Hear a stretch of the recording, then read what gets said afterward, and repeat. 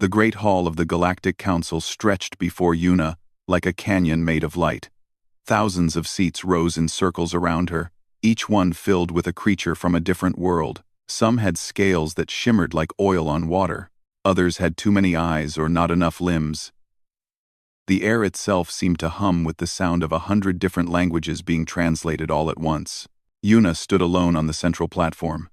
She was the first human to ever set foot in this chamber. Her heart beat fast inside her chest, but she kept her face calm.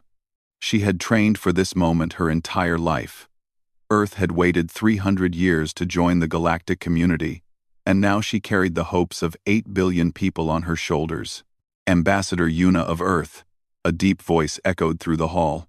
You may speak. Yuna looked up at the High Council. 5 ancient beings sat on floating chairs high above the rest.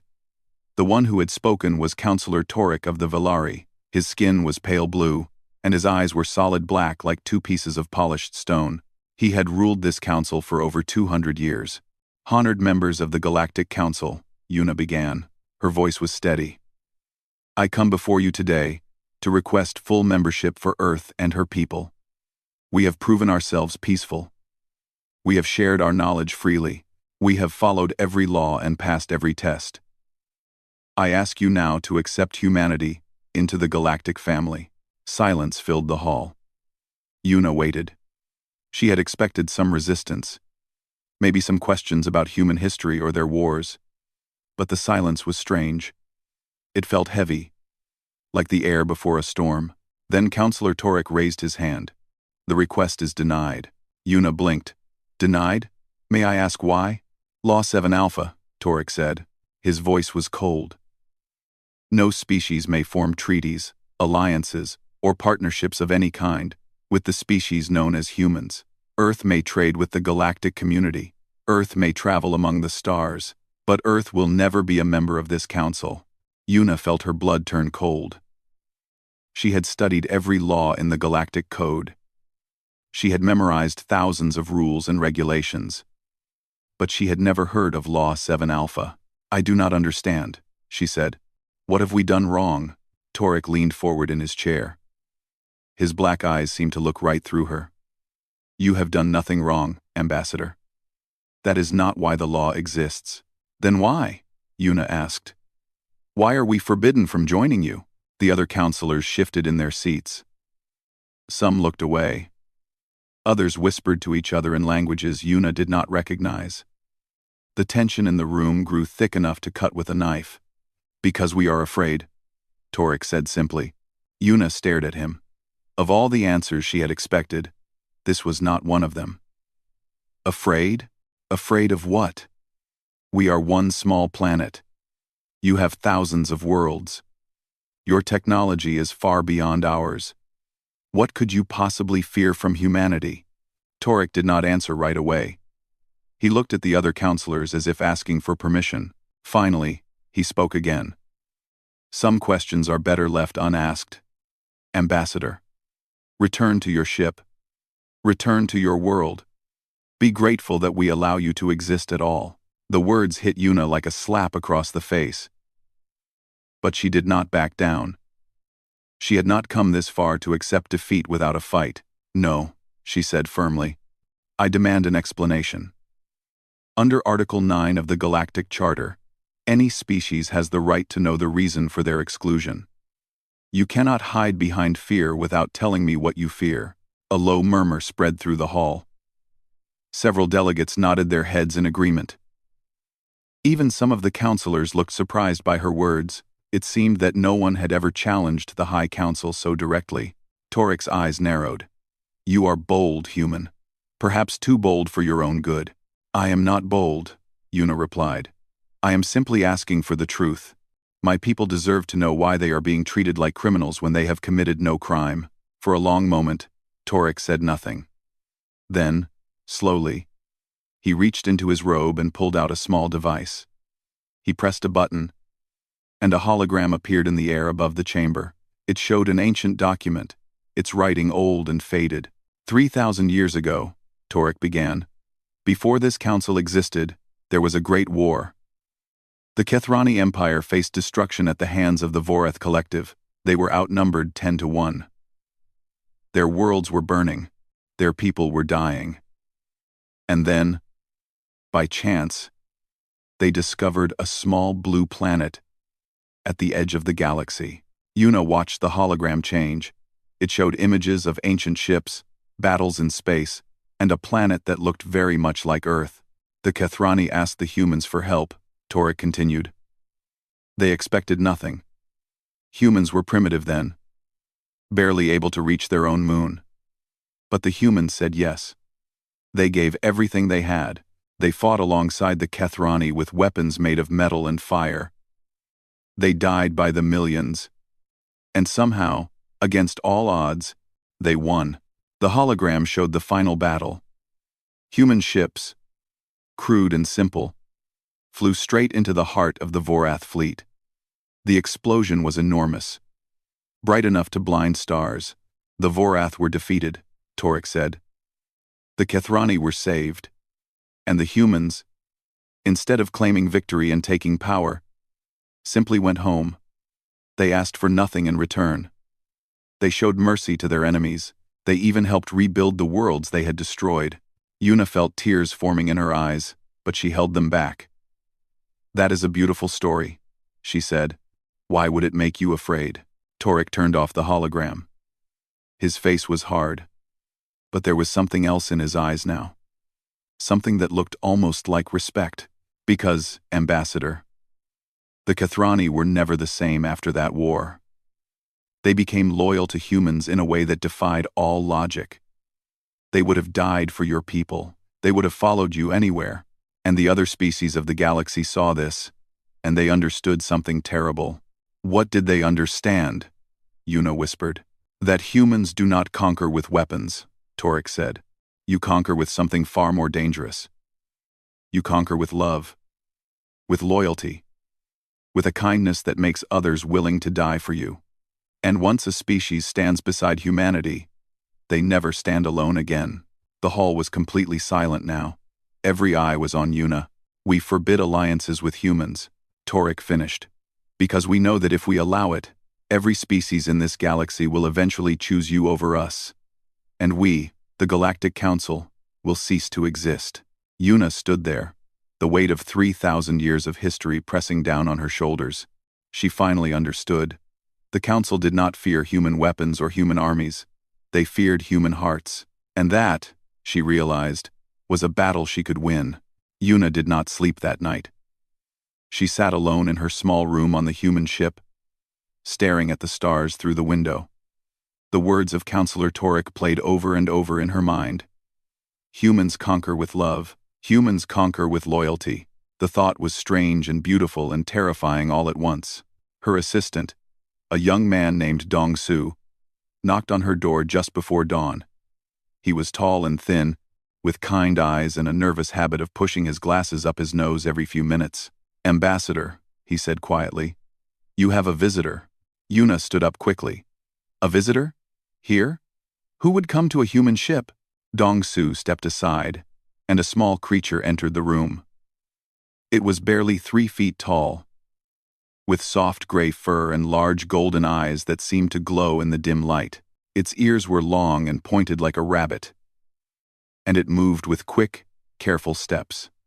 I am Neri, the creature said.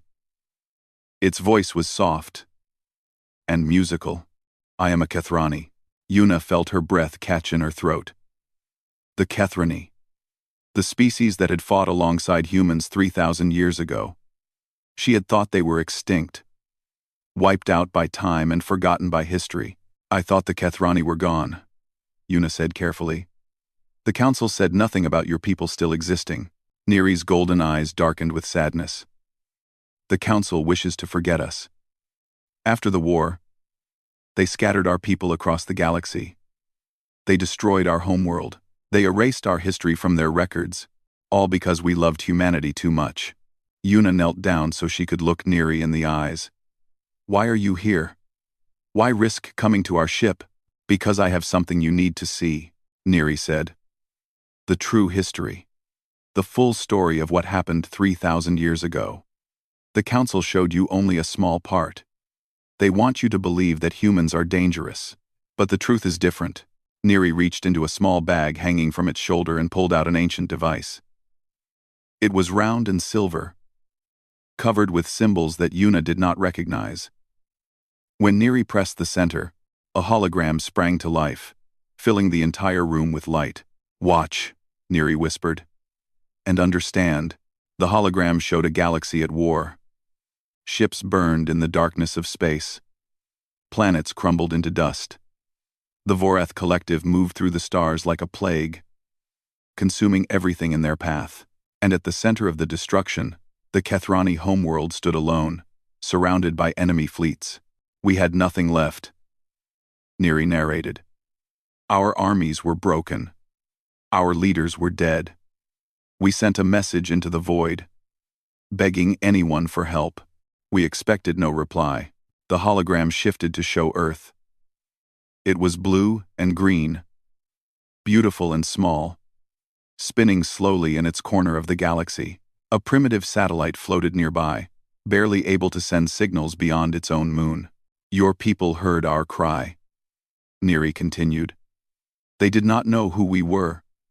They did not know what they were facing. But they answered anyway." Yuna watched as the first human ships launched from Earth. They were crude things, made of metal and held together with hope. They looked like toys compared to the massive warships of the Vorath. And yet, they kept coming. Hundreds of them, thousands. "The Vorath laughed at first," Neri said. "They thought humans were insects, easy to crush. But humans did not fight like other species. They did not retreat when they were outnumbered. They did not surrender when their ships were destroyed. They kept fighting, kept dying, kept pushing forward."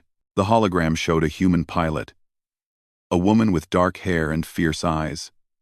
Her ship was damaged, flames pouring from its engines, but instead of running, she flew straight toward the largest Vorath battleship and crashed directly into its core. The explosion took out 3 enemy ships at once. "Her name was Hana," Neri said quietly. "She was the first human hero, but she was not the last." More images followed. Human soldiers fighting hand-to-hand on alien worlds. Human engineers building weapons from scraps and broken parts. Human medics saving Kethrani lives. Even as bombs fell around them, every scene showed the same thing. Humans refusing to give up, no matter how hopeless the situation seemed. "The war lasted 3 years," Neri said. "By the end, nearly 2 million humans had died. But they broke the Vorath. They saved my people, and when it was over, they did something that no one expected." The hologram showed the final day of the war. The Vorath leaders knelt before a group of human generals. Everyone expected revenge. Everyone expected the humans to destroy what was left of their enemy. But instead, the human general, a man named Sung Min, reached down and helped the Vorath leader to his feet. "We did not come here for conquest," Sung Min said in the hologram. "We came here to help. The war is over. Let us heal together." Yuna felt tears streaming down her face. She did not try to stop them. "The humans rebuilt the Vorath homeworld," Neri continued. "They shared their food, their medicine, their knowledge. Within a generation, the Vorath became one of the most peaceful species in the galaxy. And the Kethrani, we loved humanity with all our hearts. We would have followed your people anywhere." The hologram faded, and the room fell dark again. Yuna wiped her eyes and looked at Neri. "Why did the council hide this?" she asked. "Why did they punish your people?" "For being grateful." Neri's ears drooped sadly. "Because the council is built on fear. They control the galaxy by keeping species divided, by making everyone believe that they need the council to survive. But humans taught us something different. Humans taught us that we are stronger together. That kindness is not weakness. That mercy is the greatest weapon of all." Dongsu had been standing quietly in the corner, listening to everything. Now he stepped forward, his face pale with shock. "So Law 7 Alpha exists because the Council is afraid that other species will learn the same lesson?" "Yes," Neri said. "If one species allies with humans, others will follow. And once that happens, the Council loses its power. They cannot control a galaxy that believes in hope. Yuna stood up slowly. Her mind was racing with thoughts and plans. The Council had hidden the truth for 3,000 years. They had punished the Kathrani and erased humanity from history. But the truth was still alive. It was standing right here in this room.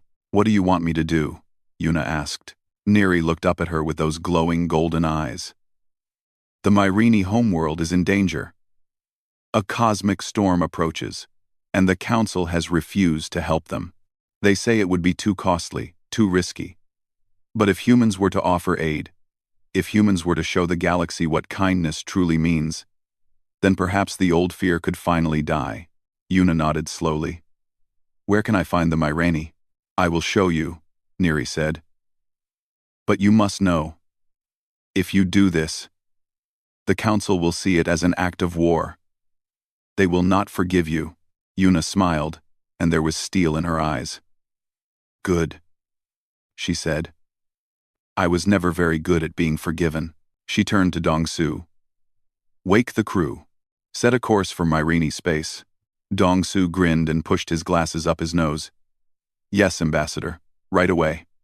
As the ship hummed to life around them, Yuna looked out at the stars once more.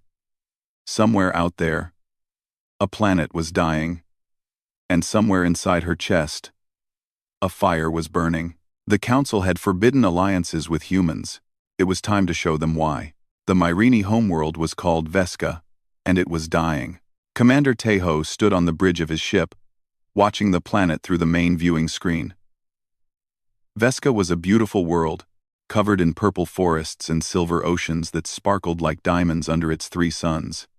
But above it, blocking out the light, hung a cloud of darkness so vast that it seemed to swallow the stars themselves. "The cosmic storm. How long do they have?" Tejo asked quietly. His science officer, a woman named Mi Young, looked up from her console with worried eyes.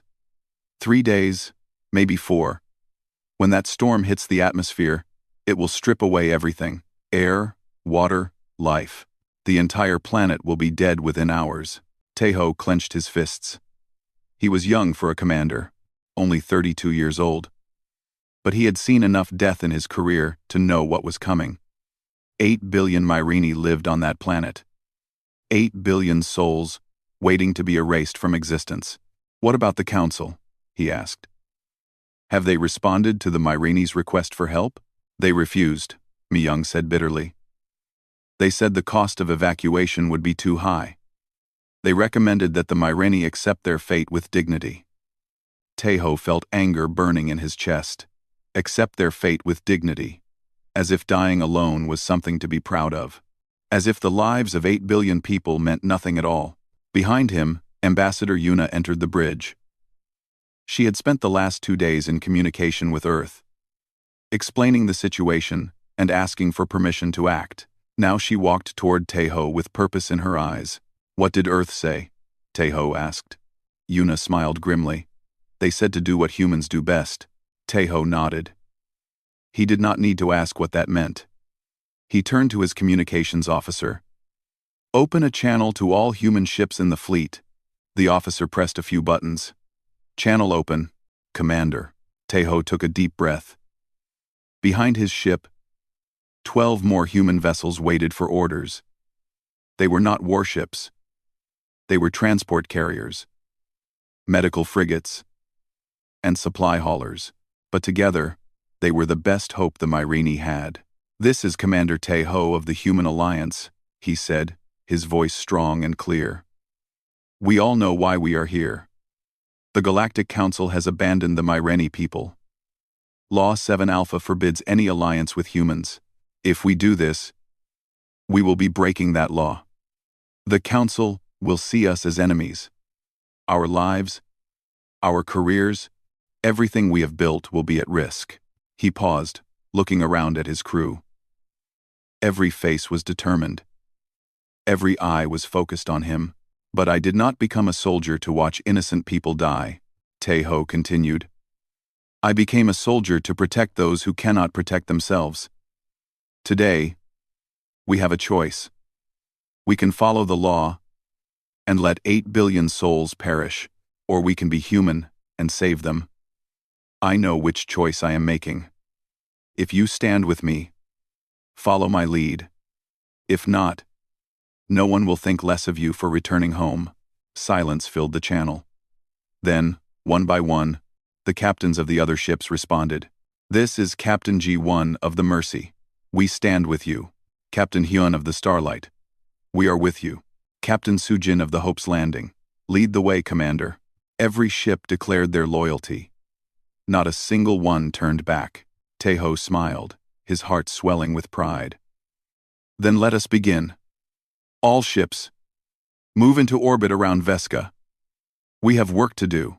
The human fleet surged forward, their engines blazing bright against the darkness of space. As they approached the planet, sensors began detecting something else. Ships, thousands of them, small and fragile, rising from the surface like birds trying to escape a fire. Those are Myrini evacuation craft, Mi Young reported. They are trying to flee on their own, but their ships are too slow. They will not make it past the storm. Then we will carry them, Taeho said. Open the cargo bays on all ships. Prepare for emergency docking procedures. We are going to fit as many Myrini as possible on board. The next few hours were chaos. Human ships swooped down toward the planet. Their cargo doors open wide. Myrini shuttles flew inside, some barely making it before their engines failed. Engineers worked without rest, converting storage rooms into living quarters. Medics rushed between patients, treating injuries and calming panicked refugees. Taeho was everywhere at once, directing traffic, solving problems, and reassuring frightened Myrini who had never seen a human before. They were strange creatures, tall and thin with skin like polished stone and eyes that glowed soft green. They spoke in musical voices and moved with graceful slowness, as if the air itself was thick around them. One of them, an elderly female with silver veins running across her face, approached Taeho on the bridge. She moved with the careful dignity of someone who had lived many years and seen many things. I am Elder Vesa, she said. I speak for my people. Taeho bowed his head respectfully. Elder Vesa, I am Commander Taeho. We are here to help. Howling live Taeho, Vesa studied him with those glowing eyes. The council told us that humans were dangerous. They said your kind would bring only war and destruction. They forbade us from ever seeking your aid. And yet we came anyway, Taeho said simply, because no one should have to die alone. Vesa was quiet for a long moment. When she spoke again, her voice trembled with emotion.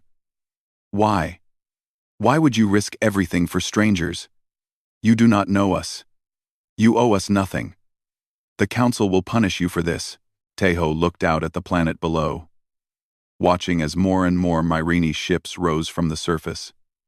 The storm was getting closer now, its edges crackling with deadly energy. When I was a child, Taeho said, my grandmother told me a story. She said that long ago, during a great fire, a stranger carried her to safety. She never learned his name. She never saw him again. But she told me that kindness is not something you give because you expect something in return. You give it because it is the right thing to do. He turned back to Vesa, his eyes warm. We are not here for reward or glory. We are here because your people need help, and we have the power to give it. That is reason enough. Vesa reached out and took Taeho's hand in her own. Her skin was cool and smooth, like polished marble. But her grip was strong, and her eyes were filled with tears. Thank you, she whispered. Thank you for seeing us as more than strangers. An alarm suddenly blared across the bridge. Mi-young looked up with panic on her face. Commander, we have incoming ships. They are council vessels, 20 of them. Heavily armed, they are demanding that we stand down and surrender immediately. Taeho felt his heart sink. He had known this moment would come, but he had hoped for more time. He squeezed Vesa's hand gently before letting go. How many Myrini have we saved? He asked. 4 billion, Mi-young reported. But there are still 4 billion more on the surface. Taeho looked at the council fleet approaching on the screen. They were massive ships, built for war. His fleet had no weapons, no shields, nothing but cargo bays full of refugees and hearts full of hope. "Tell the council ships to wait," Taeho said calmly. "We are not finished yet." Myung stared at him. "Commander, they will fire on us." "Maybe," Taeho said. "But maybe not. There is one thing the council fears more than human armies, more than human weapons. They fear what happens when the galaxy sees humans doing the right thing." He stood tall, facing the approaching fleet without fear. "Let them watch," he said. "Let them see what humanity truly is." The council fleet hung in space like a wall of iron and fire.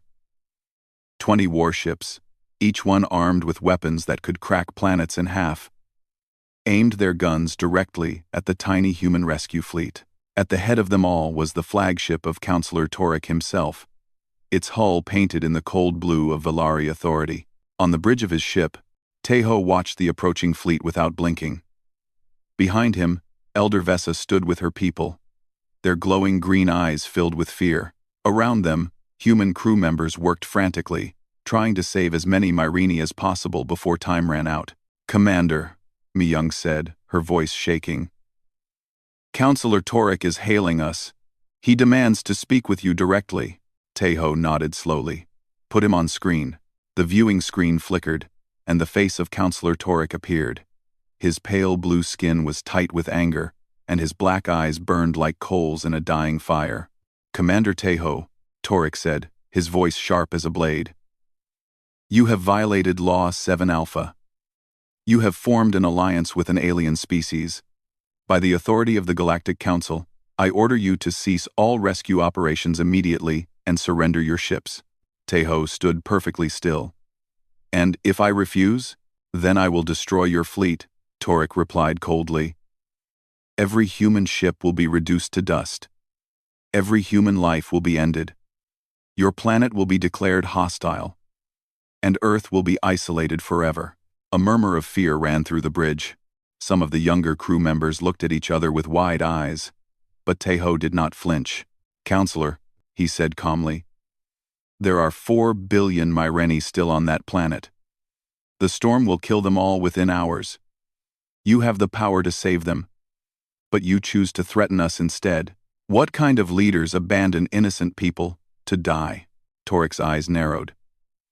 "The Myreni accepted their fate. It is not our responsibility to save those who cannot save themselves." "It is everyone's responsibility," Taeho replied. "That is what it means to be civilized. That is what it means to be good." For a moment, Torek said nothing. His face was like a mask, cold and unreadable. Then, he leaned forward, his voice dropping to a dangerous whisper. "You have 1 hour," he said. "After that, I open fire." The screen went dark. Taeho turned to face his crew. Every face was pale. Every eye was filled with doubt. They had less than 60 minutes to save 4 billion lives, and an army was waiting to kill them if they tried. "Keep working," Taeho said firmly.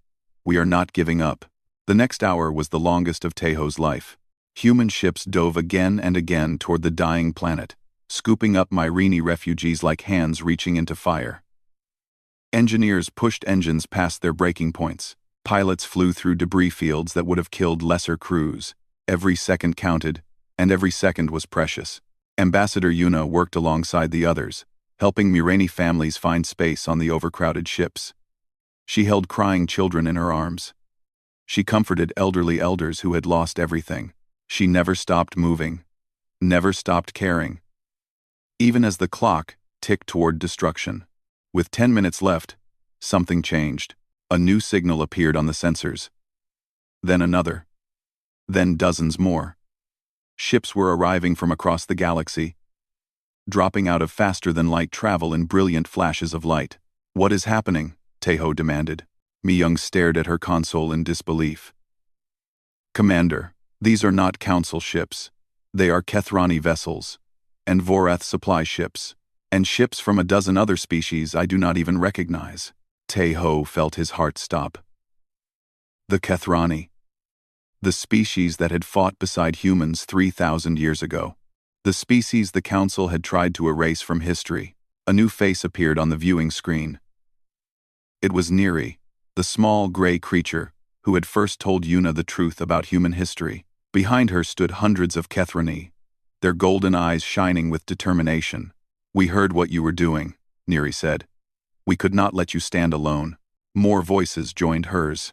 A massive reptilian creature with scarred skin and ancient eyes spoke next. "I am General Krath of the Vorath Remnant. 3,000 years ago, humans showed us mercy when we deserved death. Today, we repay that debt." Then came a creature made entirely of light, its form shifting like a living flame. "I am the voice of the Solari.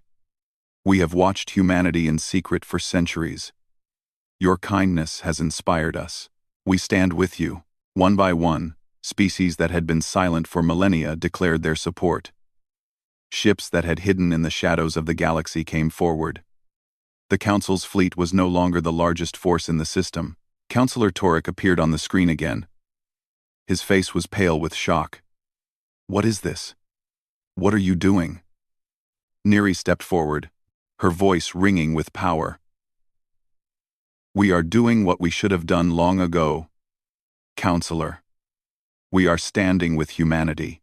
"This is treason," Torek shouted. "You are all breaking Law 7 Alpha. You will be punished. You will be destroyed. Then destroy us," Neri said simply. "But know this.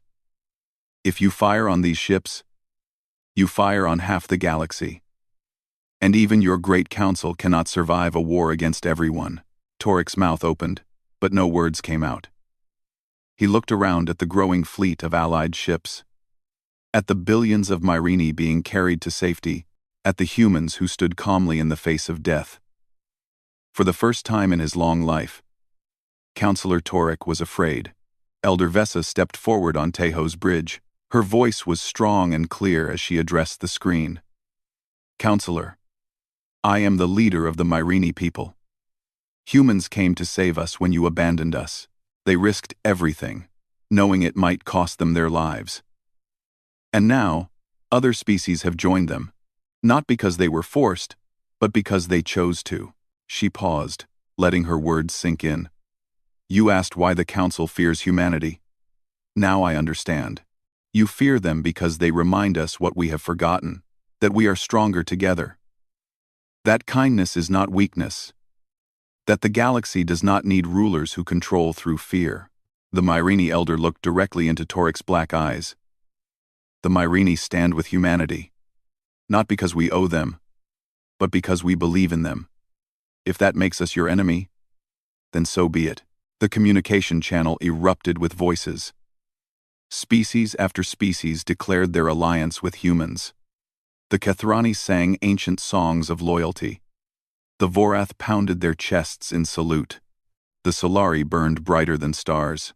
And on the human ships, exhausted crews watched in wonder as the galaxy changed before their eyes. Yuna found Teho standing alone by a window, staring at the fleet of allies that now surrounded them. She put a hand on his shoulder. "We did it," she said softly. Teho shook his head.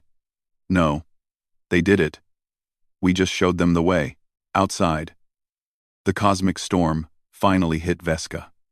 The planet shuddered under the impact, its atmosphere tearing away in streams of fire. But the Myrini were safe. Every single one of them had been rescued. 8 billion lives, saved by human hands and human hearts. And across the galaxy, a new alliance was being born. The Council had forbidden it, but humanity had never been good at following rules. 3 months had passed since the rescue of the Myrini people. 3 months since the galaxy had watched a tiny fleet of human ships defy the most powerful government in known space. 3 months since everything had changed. Yuna stood once again on the central platform of the Galactic Council chamber. But this time, she was not alone.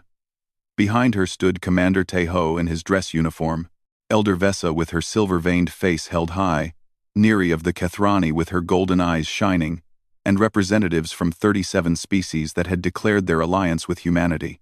The chamber was full. Every seat was taken. But the mood was different now. Where there had once been cold silence, there was now a buzzing energy that filled the air like electricity before a storm. Counselor Torek sat in his floating chair high above the rest. His face was tired, marked with lines that had not been there before. The other 4 counselors sat beside him, but they no longer looked confident.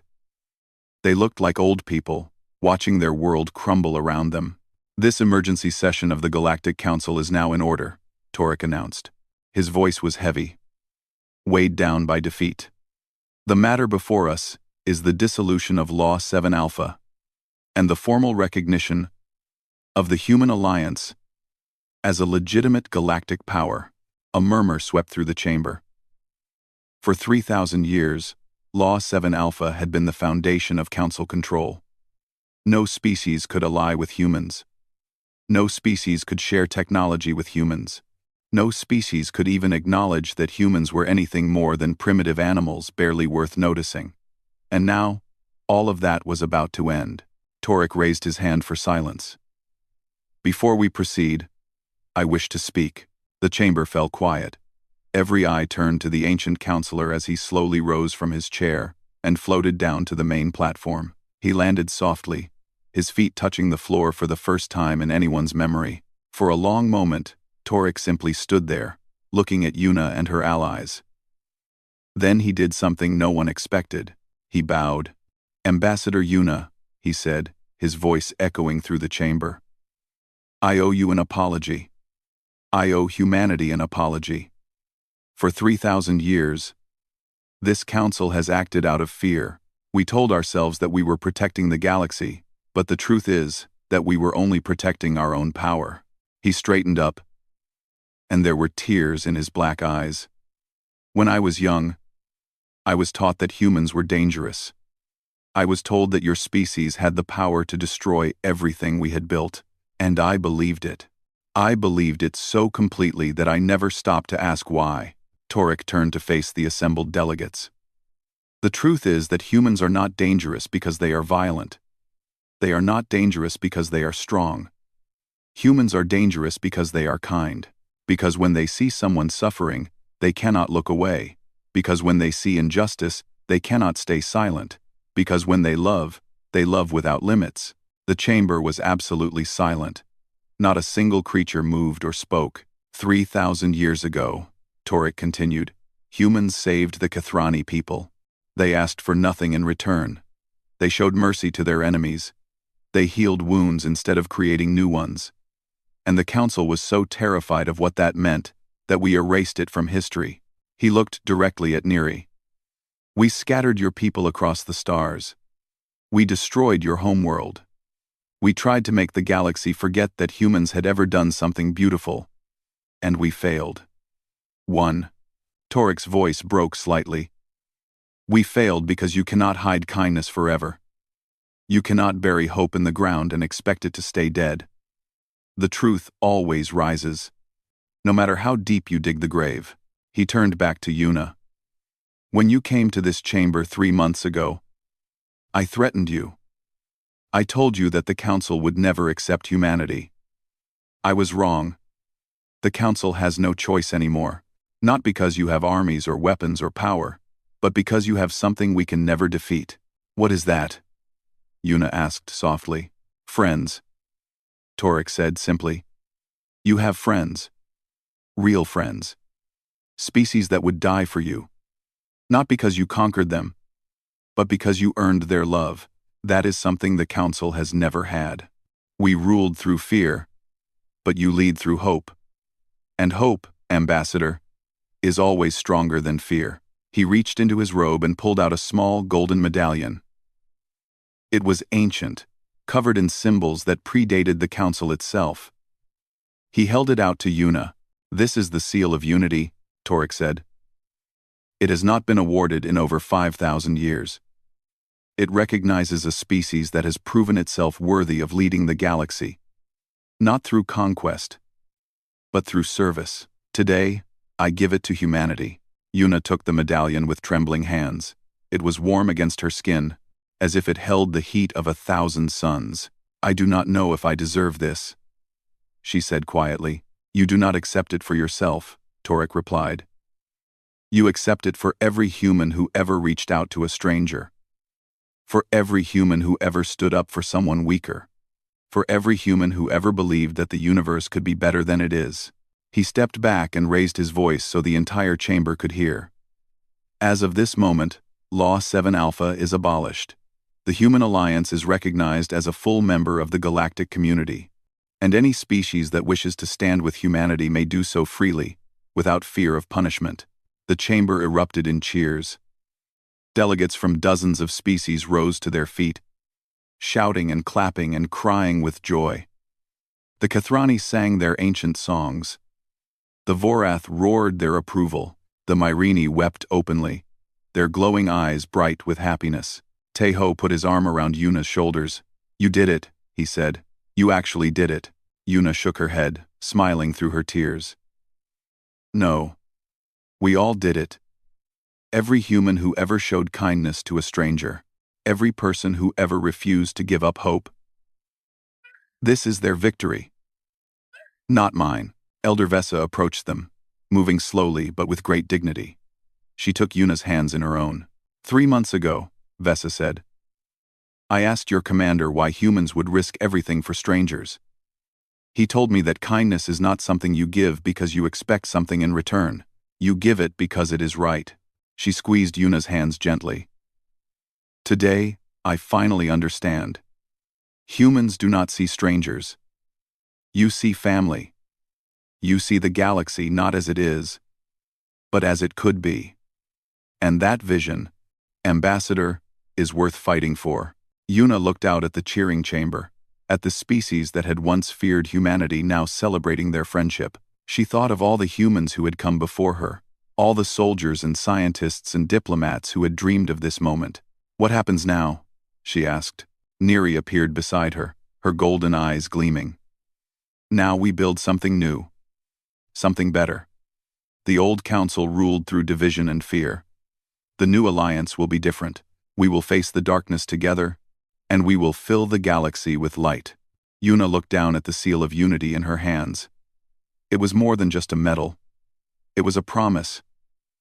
A promise that the galaxy would never be the same again. She raised it high above her head, and the chamber roared with approval. The Galactic Council had forbidden alliances with humans. They had been right to be afraid, because humans did not just make allies, they made family, and family changes everything.